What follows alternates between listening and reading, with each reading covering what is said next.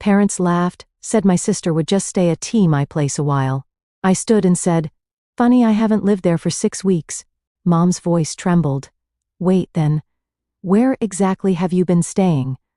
Parents laughed, said my sister would just stay at my place a while. I stood and said, "Funny, I haven't lived there for 6 weeks." Mom's voice trembled. "Wait, then. Where exactly have you been staying?" My name is Natalie, and at 31 years old I thought I had finally created a life for myself. That downtown Chicago apartment represented years of hard work while my sister got everything handed to her. I never imagined my parents would cross this line sitting at dinner, casually handing my sister keys to my place without even asking me. I finally stood up for myself after years of being the forgotten daughter. Growing up in suburban Illinois, I always felt like I existed in my sister Elaine's shadow. Our house in Naperville had 4 bedrooms, but somehow the spotlight only ever seemed to find its way to one child. From the beginning, the pattern was clear. Elaine received attention, praise, and resources, while I was expected to figure things out on my own. I still remember my 16th birthday. I had been dropping hints for months about a small gathering with my friends at this local pizza place I loved. When the day came, my parents had forgotten entirely.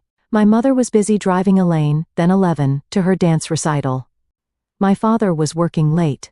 I ended up ordering a small pizza by myself and eating it in my room while looking through college brochures. Meanwhile, when Elaine turned 16 5 years later, our parents rented out an entire venue, hired a DJ, and gifted her a used but perfectly functional car with a big red bow on top. School events followed the same pattern. My parents rarely attended my honor society inductions or debate team finals. When I graduated as salutatorian of my high school class, my mother spent most of the ceremony taking photos of Elaine in the audience rather than watching me give my speech. For Elaine, they rearranged vacations to accommodate her softball tournaments and stayed up late, helping with science fair projects. The disparity continued through college. I worked through the 3 jobs simultaneously, mornings at a coffee shop, evenings at the library, and weekends waitressing.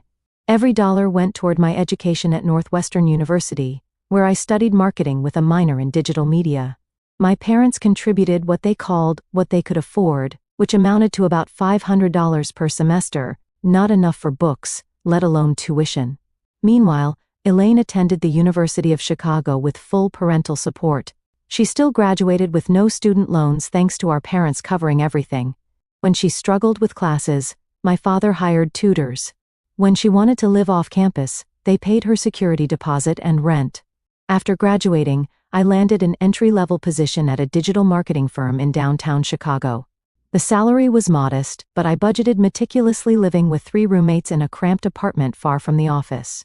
I packed lunches, skipped vacations, and put aside every spare dollar.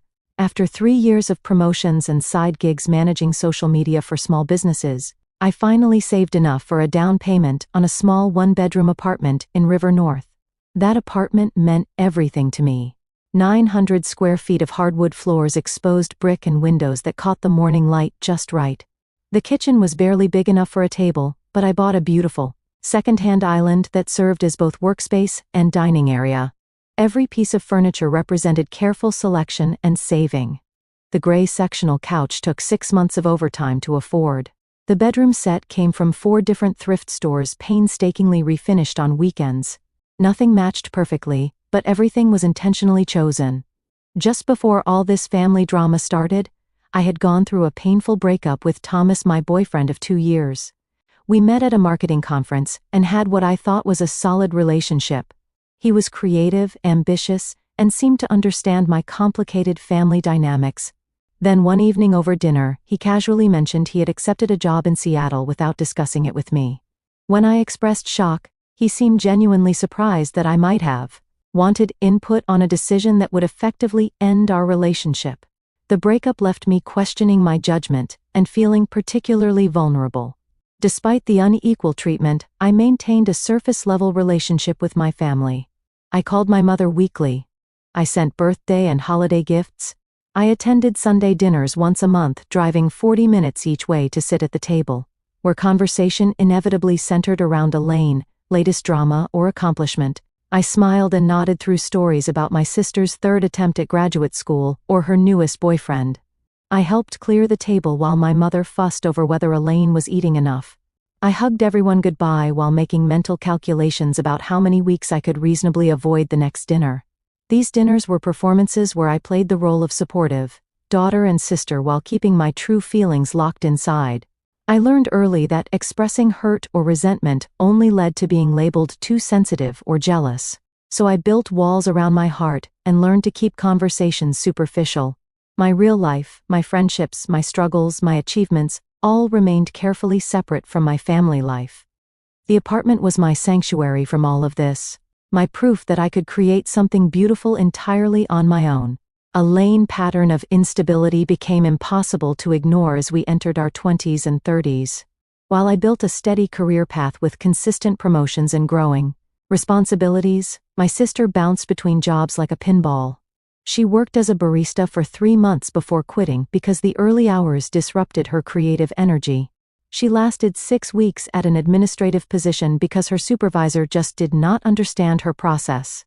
She tried selling real estate but gave up after failing to close any deals in 4 months. After each job ended, our parents stepped in with financial support. They paid her rent when she could not. They covered her car payments when she declared the work too stressful. They even funded a 3-month wellness retreat in Arizona when she claimed job hunting had triggered her anxiety, all while telling me how proud they were of my independence, as if my self-sufficiency was convenient rather than necessary. Her relationships followed similar patterns. Elaine cycled through boyfriends and roommates, each relationship ending with dramatic fallouts that somehow always positioned her as the victim. Friends would suddenly become toxic, roommates would become impossible to live with.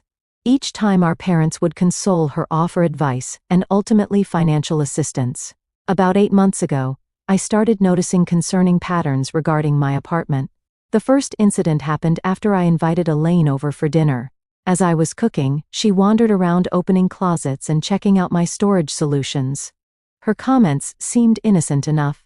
"This place is so perfect for entertaining, and you have so much space for just one person." I thought nothing of it until she started asking detailed questions about my leased monthly maintenance fees and security arrangements. A month later, she called asking to borrow my black cocktail dress for a job interview. When I came home from work, I found not only the dress missing from my closet, but also 2 pairs of shoes, a designer handbag I had splurged on for my 30th birthday, and several pieces of jewelry. When confronted, she acted surprised by my upset, saying, "I thought you would want to help me look professional. It is not like you were using them today." The unannounced visits began soon after.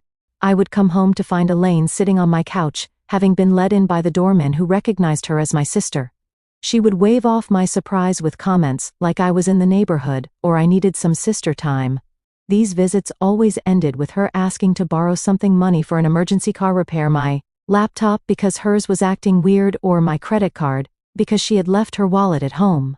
The situation escalated when I returned from a weekend visiting friends to discover Elaine had hosted a dinner party in my apartment. 8 strangers had used my dishes, sat on my furniture, and left wine stains on my rug. When I called her in shock, she laughed it off. "My place was too small, and I knew you would not mind. We cleaned up most of it." I finally confronted her, directly sitting her down over coffee to establish clear boundaries. "Elaine, I need you to understand that my apartment is my private space. You cannot come over without calling. First, you cannot borrow my things without asking, and you absolutely cannot host parties here whether I am home or not." Her response was dismissive. "Why are you being so uptight? We are sisters. What is yours is mine, right? You have always been so weird about sharing." When I stood firm, she did what she always did, called our parents. That evening, I received a lecture from our father about family supporting each other, and a tearful call from our mother asking why I was being so selfish when Elaine just admires your beautiful home. The validation came from my friend Jessica, who witnessed one of Elaine's uninvited visits. After my sister left, Jessica turned to me with a concerned expression. "Natalie, that was not normal. You know that, right? The way she went through your mail, the comments about how much everything must cost, the way she took your sweater without asking. She is not respecting your boundaries at all." The final straw came when I noticed things in my apartment being moved or disappearing entirely. My passport, which I kept in a specific drawer, was suddenly in my bookshelf. Financial documents were rearranged. A pair of expensive wireless earbuds vanished. The security of my own home began to feel compromised, and with it my sense of safety and independence. The breaking point came after I returned from a 3-day business trip to New York.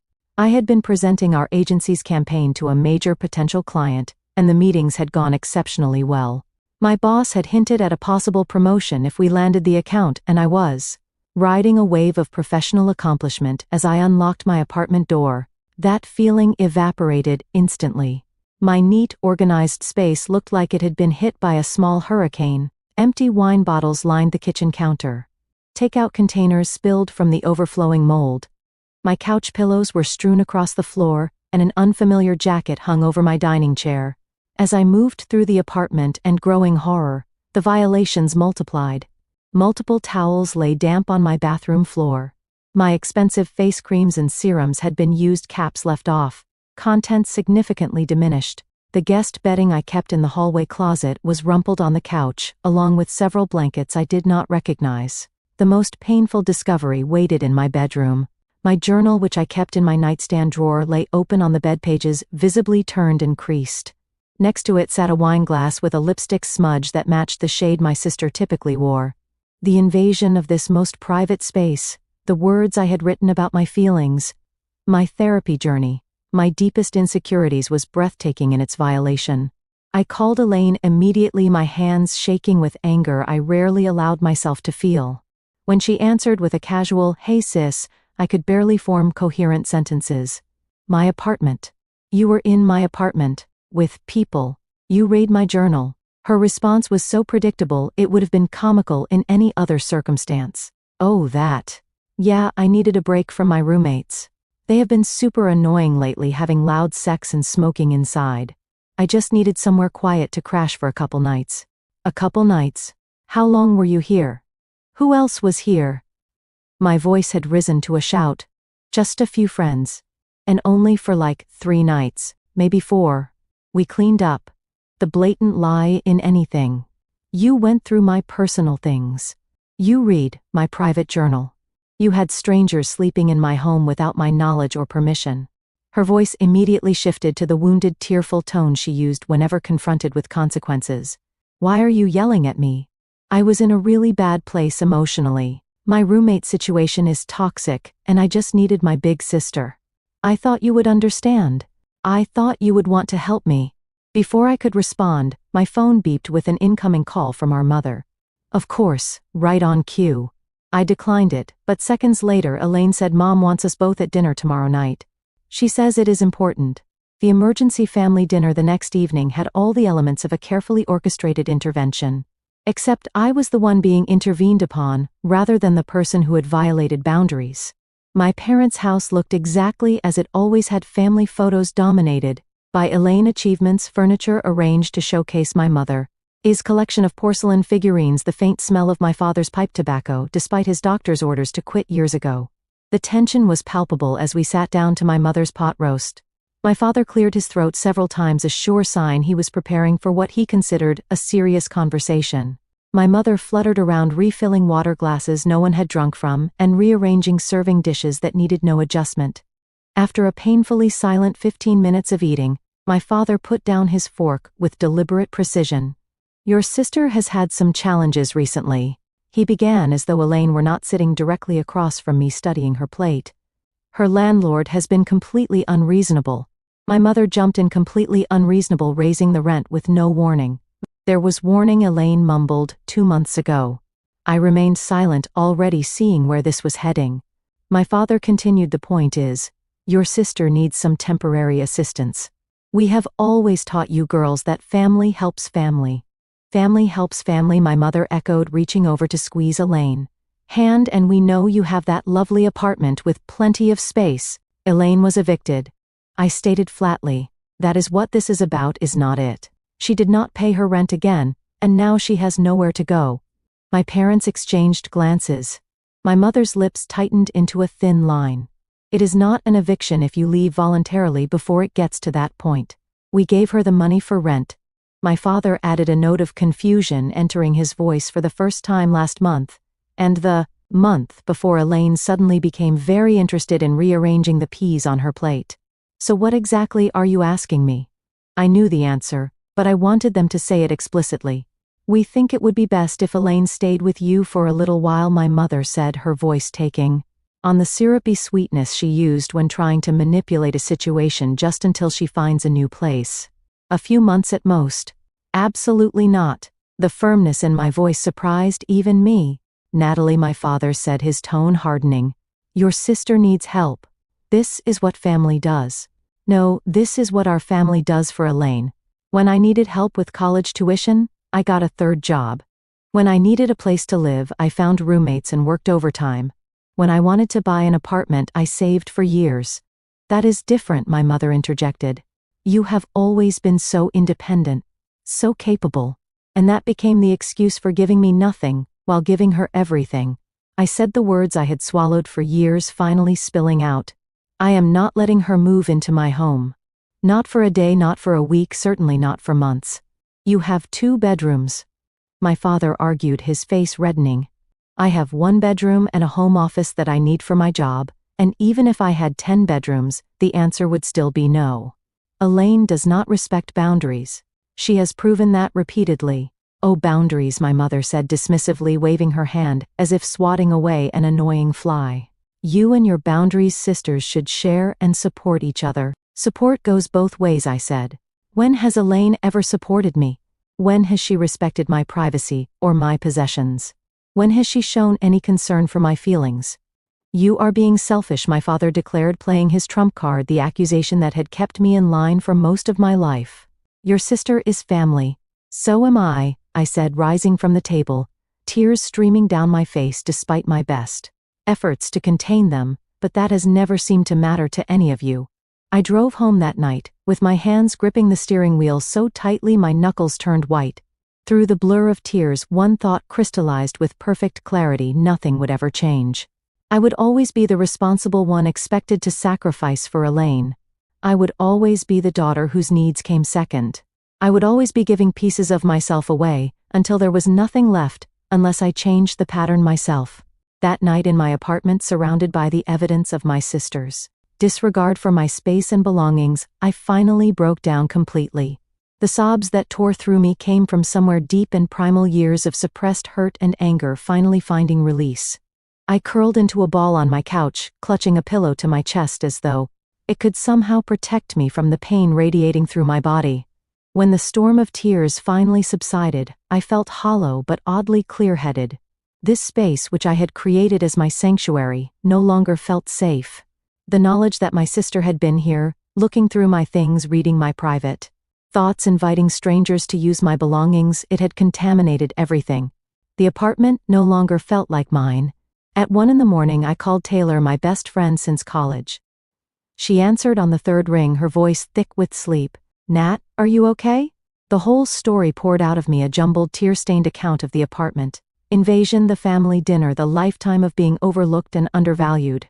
Taylor listened without interruption, occasionally murmuring sounds of support or outrage at particularly egregious details. When I finally ran out of words, the silence stretched between us for several moments. Then Taylor said something that changed everything. "You know you do not have to keep playing this role they have assigned you, right? You are allowed to rewrite the script." "What do you mean?" I asked, wiping tears from my cheeks.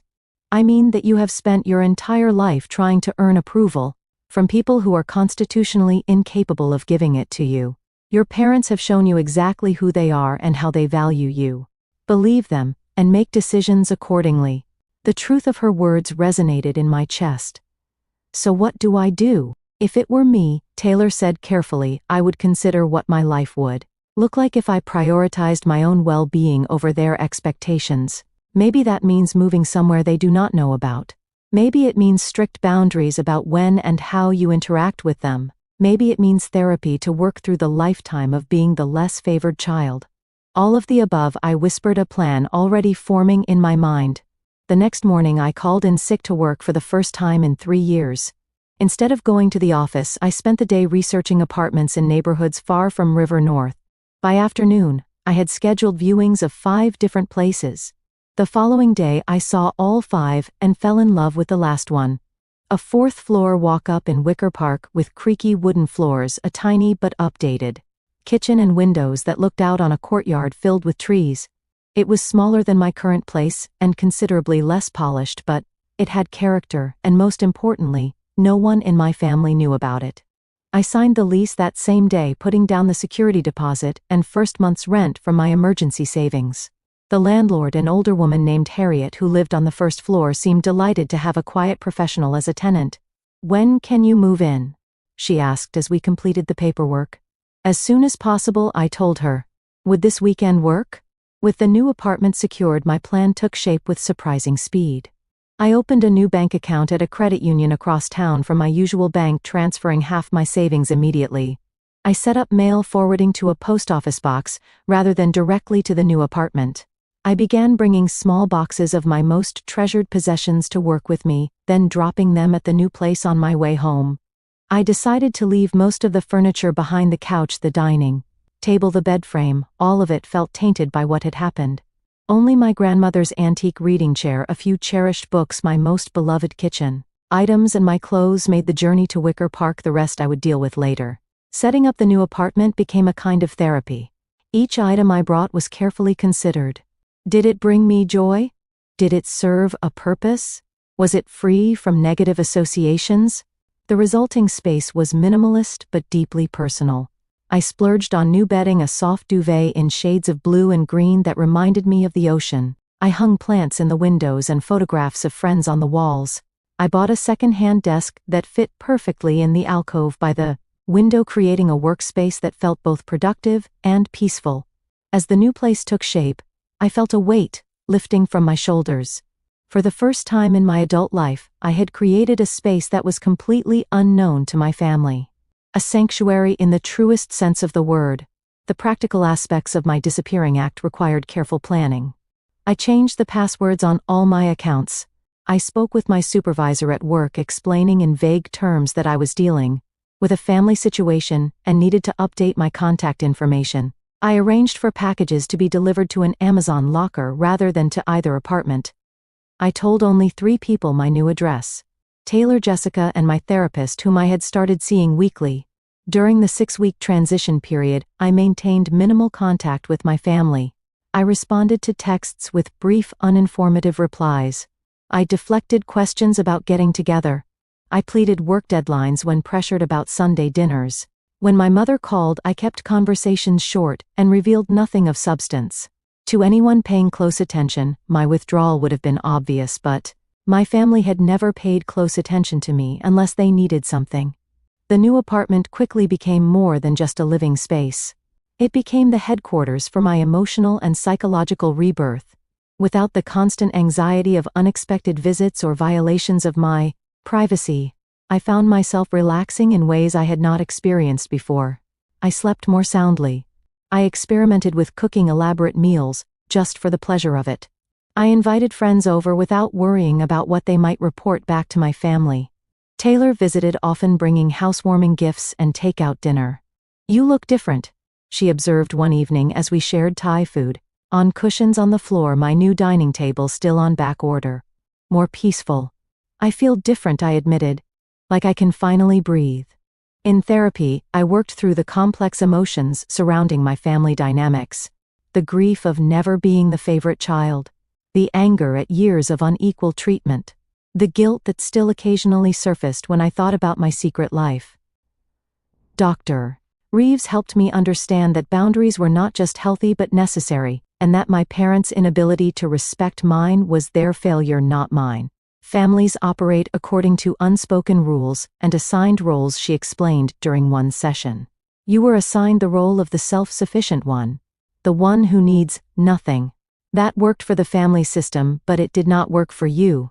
By changing your behavior, you are disrupting that system. Expect resistance. The resistance, when it came, was exactly as predicted. As the weeks passed, my parents' messages became increasingly urgent. My mother's texts evolved from casual check-ins to worried inquiries about my health and well-being. My father, who rarely communicated directly, began calling on his drive home from work. Elaine predictably vacillated between angry accusations and tearful apologies, depending on what she thought might get a response. I monitored it all from the peaceful distance of my new home, responding just enough to prevent an actual wellness check but never revealing my true situation. The space was how quickly their worry about my well-being transformed into irritation when I failed to behave according to the established pattern. By the 6-week mark, I had settled fully into my new life. My name was on the mailbox. I knew the best coffee shop within walking distance, and had become a regular at the farmer's market every Saturday. I had met 2 neighbors who seemed potential friend material. One, a graphic designer who worked from home. The other, a kindergarten teacher with a contagious laugh. The apartment felt completely mine in a way no space ever had before. I knew a confrontation with my family was inevitable. I even knew it would be painful. What I did not know was exactly when or how it would happen. As it turned out, my mother made that decision for me with a text that simply read, "Emergency family dinner tomorrow night. No excuses. 6 p.m. sharp." In the weeks leading up to that fateful dinner, my parents' attempts to contact me had grown increasingly frantic. My phone would light up with my mother's name 5 or 6 times a day, the voicemails growing progressively more dramatic. "Natalie, honey. We are getting worried about you. Then Natalie, please call us back. We just want to know you are okay." And finally, "Natalie Thompson. I am your mother, and I demand you call me back immediately." My father's approach was more direct. "Your mother is worried sick. Call home," and later, "This behavior is unacceptable, Natalie. Family does not just disappear." Elaine's financial situation had apparently worsened after losing yet another job, this time at a boutique clothing store where, according to my mother's detailed voicemail, the manager just did not appreciate Elaine's creative approach to the dress code. The subtext was clear: Elaine needed help, which meant I was expected to provide it. I had become skilled at deflecting questions about my whereabouts. When my mother asked if I would be at Sunday dinner, I replied that I had a work commitment. When my father texted asking if I could help move some furniture, I said I was fighting a cold. When Elaine asked if she could crash on my couch just for tonight, I claimed my apartment was being painted. These excuses worked because my family had always accepted my independence as a fixed character trait rather than a hard-won achievement. They assumed I was just being difficult or going through some phase. It never seemed to occur to them that I might have taken actual steps to protect myself from their encroachment. The emergency family dinner text arrived on a Tuesday morning. My immediate instinct was to ignore it, but Dr. Reeves had been helping me recognize the difference between avoidance and boundaries. Avoiding my family indefinitely was not a sustainable solution. Establishing clear boundaries with them was. This dinner might provide the opportunity to do exactly that. "I will be there," I texted back to my mother, the 3 simple words immediately triggering a flurry of happy face emojis in response. As I drove to my childhood home that Thursday evening, my stomach clenched with anxiety. I had prepared as thoroughly as possible, rehearsing responses to likely scenarios with both Taylor and Dr. Reeves. I had meditated that morning, gone for a long run, and worn an outfit that made me feel confident, a tailored blazer over a simple blouse and jeans. Still, as I parked in the driveway, the familiar weight of family expectations settled on my shoulders. The house looked exactly as it always did. My mother's carefully tended flower beds, my father's meticulously trimmed lawn. The porch light welcoming visitors while the interior revealed warm golden light through partially drawn curtains. The perfect suburban tableau. I took a deep breath, straightened my shoulders, and rang the doorbell rather than using my key. A small act of separation that did not go unnoticed by my mother when she opened the door. "Since when do you ring the bell?" she asked, her attempt at lightness undermined by the tension around her eyes. "This is still your home, you know. Is it?" I replied, quietly stepping past her into the foyer. The atmosphere inside was thick with unspoken tension. My father sat in his usual recliner, newspaper folded beside him, pretending to watch a baseball game with the volume turned low. Elaine perched on the edge of the sofa, scrolling through her phone with faux nonchalance. She glanced up as I entered, her expression unreadable. "Dinner will be ready in 10 minutes. My mother announced, hurrying back to the kitchen. "I made your favorite pot roast with those little red potatoes you like." It was Elaine who loved those potatoes, not me. I had been vegetarian for 3 years, a fact my mother consistently forgot or ignored. Rather than correcting her, I simply nodded and took a seat as far from Elaine as possible. Dinner was a master class in passive-aggressive communication. My mother filled every silence with nervous chatter about neighbors and distant relatives. My father punctuated her stories with occasional grunts of acknowledgement. Elaine pushed food around her plate, contributing nothing. I answered direct questions with minimal responses, waiting for the real purpose of this gathering to emerge. It came as family bombshells often do with dessert. My mother had made apple pie, not my favorite but Elaine's, and as she served it with unnecessary flourish, my father cleared his throat. "Your sister has had some temporary setbacks," he began, as though continuing a conversation we had been having all along. "Job market is tough right now, very competitive." My mother nodded vigorously. "So competitive, and rental prices are just outrageous these days." I said nothing, taking a small bite of pie. "The thing is," my father continued, reaching into his pocket, "we think we have found a good solution, temporary of course, until Elaine gets back on her feet." With deliberate ceremony, he placed a set of keys on the table between us, my keys to my River North apartment. "We think it makes perfect sense for your sister to use your place for a while," my mother said, her voice bright with false certainty. "You have all that space, and you are at work most of the time anyway." "We already spoke to your building manager," my father added. "Mr. Peterson, nice fellow," he said. "It is no problem to add Elaine to your lease temporarily." I stared at the keys, a strange calm settling over me. "You spoke to my building manager without talking to me first." "We knew you would agree once you thought about it," my mother said. "Family helps family." Elaine finally looked up, a small, victorious smile playing at the corners of her mouth. "I promise I will keep everything super clean this time," she said, the implication that she would be moving in regardless of my opinion hanging in the air between us. My father nodded decisively. "It is all arranged, then Elaine can move in this weekend, just for a few months, until she finds something else." They were all looking at me now, waiting for my acquiescence. The script they had followed my entire life playing out exactly as they expected. The responsible daughter would once again sacrifice for the family, would once again put her sister's needs above her own, would once again accept the unequal distribution of support and respect. I looked at each of them, and turned my father's confident expression, my mother's pleading eyes, my sister's barely concealed triumph, and made my decision. I felt strangely calm as I looked at my family gathered around the table, all waiting for my predictable compliance. For once I held information they did not have, power they could not anticipate. The irony that they had inadvertently created this situation through their own actions was not lost on me. "That is funny," I said, my voice steady and clear. "I have not lived in that apartment for 6 weeks." The silence that followed was absolute. My mother's fork clattered against her plate. My father's confident expression froze, then crumbled into confusion. Elaine's smug smile vanished, replaced by widening eyes and parting lips. "What do you mean you have not lived there?" my mother finally asked, her voice trembling slightly. "Where have you been staying?" My father leaned forward, his face flushing with the first stirrings of anger, always his go-to emotion when control slipped from his grasp. "What are you talking about, Natalie? Of course you live there. We were just on the phone with your building manager yesterday." "I still own the apartment," I clarified. "I still pay the mortgage, but I do not live there anymore. I moved out 6 weeks ago after Elaine let herself in while I was on a business trip, invited strangers over, went through my personal belongings, and read my private journal." Elaine's face went pale, then red. "I did not. That is not, it was not like that." "It was exactly like that," I countered, still maintaining my composure. "You violated my space and my privacy. You always have, because you have never been taught that other people's boundaries matter." "Boundaries again," my mother said, throwing up her hands.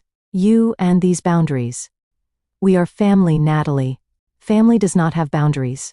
"Healthy families absolutely have boundaries," I replied, "and healthy families respect each other. They do not play favorites, or expect one child to constantly sacrifice for another, or make major decisions about someone's home without consulting them." My father's expression had shifted from confusion to full-blown anger. "So you have been lying to us for weeks, hiding where you live. What kind of daughter does that?" "The kind who has learned that it is the only way to protect herself," I said quietly. "The kind who has spent her entire life trying to earn the same consideration automatically given to her sister. The kind who finally realized that was never going to happen." "This is ridiculous," my mother said, tears gathering in her eyes. "We have always treated you girls exactly the same." I could not help the short, bitter laugh that escaped me. Mom, that is just not true, and I think on some level you know it. When Elaine needed college tuition, you paid it. When I needed it, I worked 3 jobs. When Elaine lost apartments because she spent rent money on other things, you bailed her out. When I saved for years to buy my own place, you barely acknowledged it until you decided it could solve Elaine's problems. That is completely different, my father interjected. Elaine needs more support. She is sensitive. And I was capable, I finished for him. So capable that you decided I did not need parents.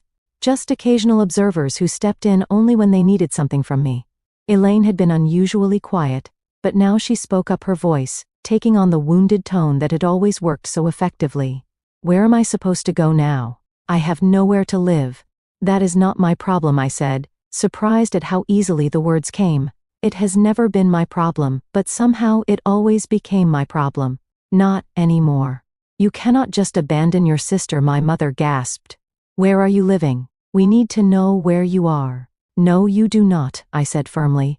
That is the boundary I'm setting. I have a new place where I feel safe and secure. Elaine does not get to know where it is. You do not get to know where it is. Not until I can trust that information will not be used against me.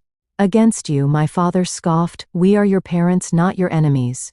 Then start acting like it, I replied, rising from my chair. Start respecting my choices. Start treating me with the same consideration you give Elaine. Start acknowledging that I am an adult with the right to decide who enters my home and when. You cannot just leave, my mother said, panic edging into her voice. We need to discuss this, as a family. I have been trying to discuss this my entire life, I said, gathering my purse. You have never been interested in listening. When you are ready to have a real conversation, one where my feelings and needs matter as much as Elaine's, you know how to reach me. And if we need to see you if there is an emergency, my father's voice had lost some of its certainty. You can call or text if it is a genuine emergency and not another attempt to manipulate me into solving Elaine's problems. I will respond. Elaine was crying now, real tears streaming down her face. You are being so mean. I just needed help. For the first time I looked directly at my sister, seeing not the perpetual victim she portrayed, but the adult who had consistently chosen to take rather than ask, to assume rather than earn. You have always needed help, Elaine. And I have always given it, even when it hurt me to do so. That ends today. It is time for you to solve your own problems. As I walked toward the door, my mother followed, her hands fluttering anxiously. You cannot just walk away from family, Natalie. Family is forever. I paused, my hand on the doorknob. I am not walking away from family, Mom. I am walking away from the role you assigned me in this family. I am still your daughter. I still love you. But I will not be Elaine's safety net anymore, and I will not be the dependable one you only notice when you need something. The drive back to my new apartment was surreal. My hands should have been shaking. My heart should have been racing. Instead, I felt a profound sense of peace washing over me. For the first time in my adult life, I had spoken my truth without apology or modification. I had set a boundary and held it despite the emotional manipulation that had always worked before. As I climbed the 4 flights of stairs to my apartment, I realized I was smiling. The space that greeted me felt more like home than anywhere I had ever lived. Not because of the furnishings or the location, but because it represented a choice I had made entirely for myself. A choice to value my own well-being. A choice to rewrite the script of my family relationships. A choice to finally truly put myself first. The days following the confrontation brought a storm of emotions I had not fully anticipated. Relief came first. A profound unburdening that left me feeling physically lighter. Then came waves of doubt. Had I been too harsh? Should I have found a gentler way to establish boundaries? Was I destroying my family relationships beyond repair? Guilt followed, deeply ingrained from years of being told that family obligation trumped personal needs. And underneath it all, a current of grief for the supportive family I had always wanted, but never truly had. The initial loneliness was harder than I expected. Sunday evenings, when I would normally have been at family dinner, felt particularly empty. I filled them with new rituals, calling friends, taking long walks through my neighborhood, cooking elaborate meals just for myself, attending community yoga classes at the studio down the street. Slowly, the emptiness began to feel less like deprivation and more like possibility. a canvas waiting for new connections and experiences. My phone became a battlefield of emotional manipulation. My father's messages were terse and accusatory. Your mother is heartbroken. Elaine had to move in with a CO worker. This is not how we raised you. My mother alternated between guilt trips. I cried myself to sleep last night, and desperate attempts at normalcy. I saw a blouse today that would look lovely with your coloring gaxed ass. Elaine's approach was the most erratic, ranging from vicious attacks. You have always been jealous of me to pathetic pleas. I have nowhere to go to attempts at boundary crossing. Just tell me your new address. I promise I will not tell Mom and Dad. I responded to none of them at first using the techniques Dr. Reeves had taught me to acknowledge the emotions their messages triggered without feeling compelled to act on them. Instead, I focused on building my new life. I joined a book club that met at the local independent bookstore. I volunteered at a weekend food pantry. I accepted dinner invitations from CO workers I had previously kept at a professional distance. Each new connection reminded me that family could be chosen, not just inherited. After 3 weeks of silence, I finally responded to one of my mother's messages. A simple note asking about my father's upcoming birthday. This opened a careful, limited channel of communication. I answered texts but ignored emotional manipulation. I deflected questions about my location. I responded to updates about extended family, but not to news about Elaine's latest crisis. It was exhausting at first, this constant vigilance, but gradually it became second nature. 5 weeks after the confrontation, I agreed to meet my parents at a coffee shop halfway between their house and my office. The neutral territory was deliberate, suggested by Dr. Reeves as a way to avoid the emotional triggers of the family home. I arrived early, selecting a table near the door, both for easy escape if needed, and to allow me to watch their arrival. They looked older somehow, my parents. My father's shoulders slightly more stooped, my mother's smile a bit more strained. They spotted me immediately. My mother raising her hand in an uncertain wave, my father nodding stiffly. As they approached, I noticed they were both dressed formally. My father in a button-down shirt rather than his usual weekend polo. My mother in her church dress rather than casual clothes. They were treating this like an official meeting, which was both amusing and sad. You look well, my mother said, after the awkward exchange of greetings. Her eyes scanned me as though checking for visible signs of distress or hardship. I am well, I confirmed, sipping my latte. Work is good. Life is good. My father cleared his throat. Your sister asks about you. Of course, that would be his opening gambit. I nodded, but offered nothing in response. The conversation that followed was halting and uncomfortable, full of long pauses and careful navigation around sensitive topics. My mother talked about the neighbors, her garden club, a recipe she had tried recently. My father mentioned a problem with the gutters, the baseball season, a documentary he had watched. I shared limited details about a work project, a movie I had enjoyed, a new coffee shop near my office. We were like actors performing a family conversation without any of the ease or intimacy that should have accompanied it. It was my mother who finally broke through the superficial exchange. We miss you, she said suddenly, her voice catching. The house feels empty without you coming for Sunday dinners. I have not lived at home for 12 years, Mom, I pointed out gently. I know, but you were still part of our routine, part of our lives. Tears welled in her eyes. I do not understand why that had to change. My father, uncomfortable with emotional displays, shifted in his seat. What your mother is trying to say is that we may have taken your independence for granted, your consistency. It was perhaps the closest thing to an admission of fault I had ever heard from him. I waited, allowing the moment to breathe. I never meant to make you feel less important than your sister. My mother continued, dabbing at her eyes with a napkin. You were always so capable, so self-sufficient. Elaine needed more of my time, my attention. That is the problem, Mom, I said quietly. You confused capability with not having needs. Everyone has needs. I just learned early on that mine would not be met, so I stopped expressing them. My father frowned. That is not fair, Natalie. We provided for you. We supported your education. You paid $500 per semester toward my education, I corrected. I worked 3 jobs to cover the rest. You paid for Elaine's entire degree plus her apartment plus spending money. Can you see how different that is? He opened his mouth to argue, then closed it again, something like realization dawning in his eyes. We never meant to hurt you, my mother whispered. I believe that I said, but you did hurt me, and you continued hurting me, even when I tried to establish boundaries. The apartment situation was just the final straw, giving Elaine keys to my home without even asking me. That showed me exactly how little you respected me as an adult with my own life. My father looked down at his untouched coffee. We should have asked you first. The simple acknowledgement so long in coming loosened something in my chest. Yes, you should have. Can you forgive us? My mother asked, reaching across the table for my hand.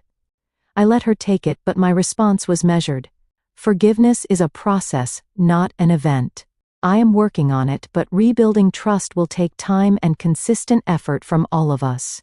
And Elaine, my father asked, she is still your sister Elaine, and I will need to find our own way forward, I said firmly. That is between her and me. She is staying with her friend Jasmine right now, my mother offered, but it is not ideal, very small apartment. I recognized the subtle attempt to reactivate my sense of responsibility and shook my head. Mom, I am not responsible for Elaine's housing situation. That is exactly the pattern we need to break. They both looked uncomfortable, but did not argue further. As we prepared to leave, my mother asked the inevitable question, when will we see you again? Will you come to Sunday dinner next week? Not yet, I said honestly. I need more time, but maybe we could meet for coffee again in a couple of weeks. It was a small step, but their cautious smiles suggested it was enough for now. Elaine was noticeably absent from that first meeting and from the careful text exchanges that followed. 3 weeks later, I received a message from her that stood out from her previous communications. I am starting therapy. The therapist says I should apologize to you when I am ready. I am not ready yet, but wanted you to know I am working on it. It was the first time my sister had ever acknowledged, even indirectly, that her behavior might require amends. I sent back a simple response. I am proud of you for taking that step. In my own therapy sessions, Dr. Reeves helped me process the complex emotions of rebuilding family relationships on new terms.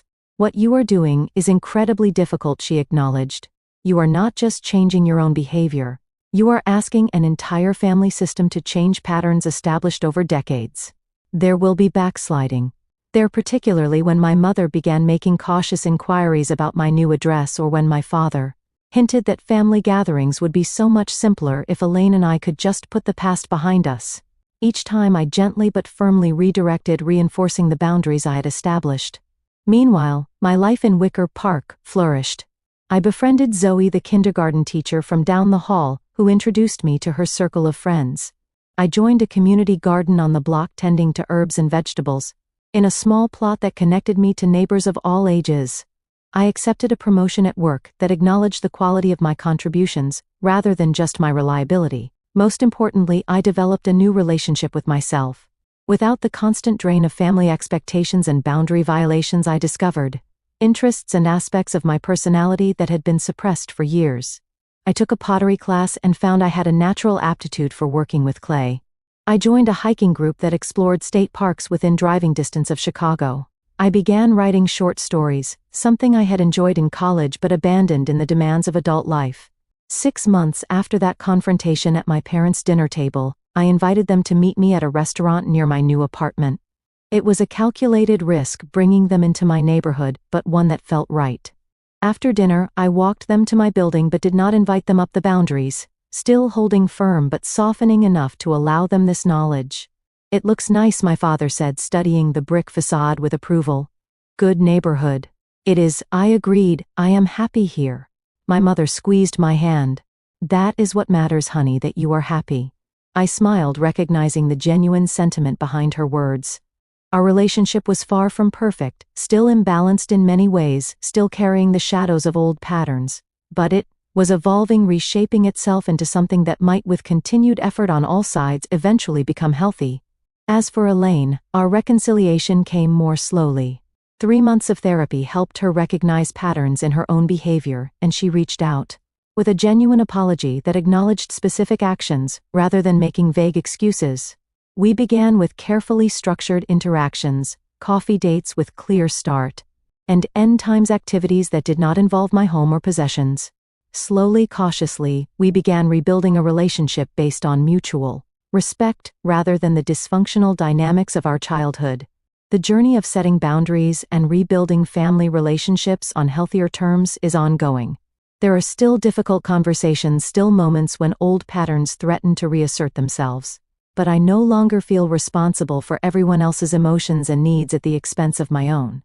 I no longer sacrifice my well-being to maintain an illusion of family harmony. Sometimes the bravest thing we can do is recognize when a relationship is damaging us and take steps to protect ourselves, even if those steps feel radical, even if they go against everything we have been taught about family obligation. It is not selfish to require respect.